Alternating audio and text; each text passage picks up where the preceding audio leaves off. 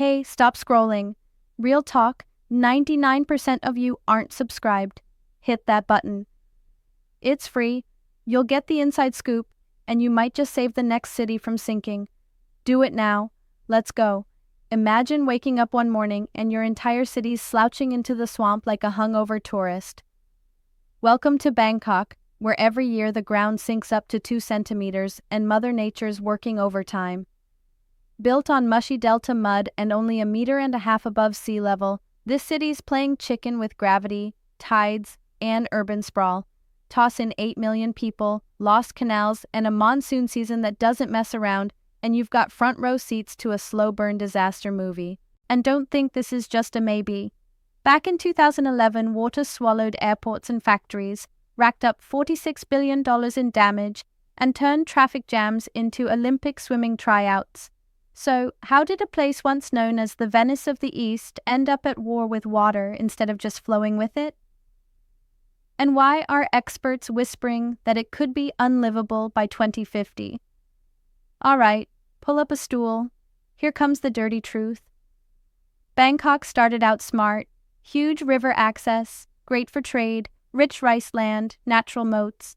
Early settlers knew the score, build for the flood, float with the flow. But somewhere around the age of cars and concrete, the city traded in its water wings for 4-lane highways. More than half those dreamy canals got filled in, 40,000 Olympic pools of storage space, poof, gone, just to make way for endless car traffic. Every lost canal means one less escape route for floodwater, turning monsoon season into a citywide cleanse nobody signed up for. Now ancient lotus ponds, replaced by exhaust pipes, floating markets, mostly sunk. Venice of the East? Nice line for the travel brochures, but real Bangkokians know it's more like Atlantis light. But credit where it's due. The old Fight the Flood playbook got tossed, finally, with the most hardcore canal cleanups in years. Hundreds of kilometers cleared, thousands of drains degunked, plastic yanked by locals in kayaks who'd rather row than swim to work. Mobile pumps stand by for the wetter months, ready to slap down ponding before it becomes ankle-deep chaos. And the ground itself? Picture building your home on a wet sponge. Factories still sneak groundwater, making the city lurch unevenly. Temples tilt, roads buckle, satellites even caught whole neighborhoods dropping 22 millimeters a year. New rules are kicking in. Permits, meters, public dashboards. Authorities are piloting ways to refill the city's sponge with treated water and early signs. The sinking's slowing, at least where they're trying. But let's be real, this isn't just an engineering problem. When monsoon season dumps the yearly rain, most of it in just a few months, if it hits high tide, all that water has to be pumped over a river wall that's basically maxed out. In 2011, pumps got owned, and 1/5 of the capital went underwater. Even the global computer market took a bath when Thai hard disk factories got soaked. So what's changed? 3 big moves.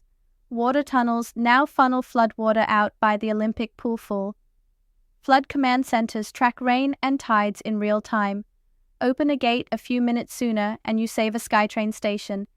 And then there are sponge parks, urban jungles that suck up rain and slow the surge. Bangkok used to paddle for mangoes at dawn. Now, locals and officials alike are learning the hard way you can't just pave paradise and expect the drains to cope. The city's adopted creative fixes, sponsor a canal programs, floating gardens to filter runoff, smart sensors that keep the whole show running, and even floating markets zipping along on solar-powered longtails instead of belching fumes. But the threat isn't just below. The sea, that old frenemy, is rising. Add in Bangkok's natural sink, and some neighborhoods get splashed with up to 4 centimeters of extra water each year. Mangroves used to block the storm surges, and now, bit by bit, locals are putting them back, patching the green armor that once held the tide. Some folks dream big, billion-dollar Dutch-style barriers and new guardian islands. They sound bulletproof, but do you want beaches or do you want barricades? For now, it's often nimble, small-scale fixes that pay off. Schools propped up on 3-meter stilts, salt-proof rice in fields where sweet water disappeared, hospitals raising their generators for the next big one. Developers are riding the wave. Amphibious condos, flood-proof shops, SkyTrain lines running high and dry while the streets turn into rivers. Next up, super tunnels to move water faster than you can say traffic jam, plus future plans for a riverside blue spine of public wetlands. The bottom line, you can't out-engineer water forever, but give it room, respect the old wisdom, and you just might buy Bangkok another 100 years. Every canal cleared, every mangrove planted, every illegal well capped, those little victories add up. Is it enough? Are we watching a comeback or a slow motion sinking? The clock's ticking, the tide's coming, so drop a comment with what shocked you most, and don't forget, subscribe for more no BS deep dives into the world's wildest cities.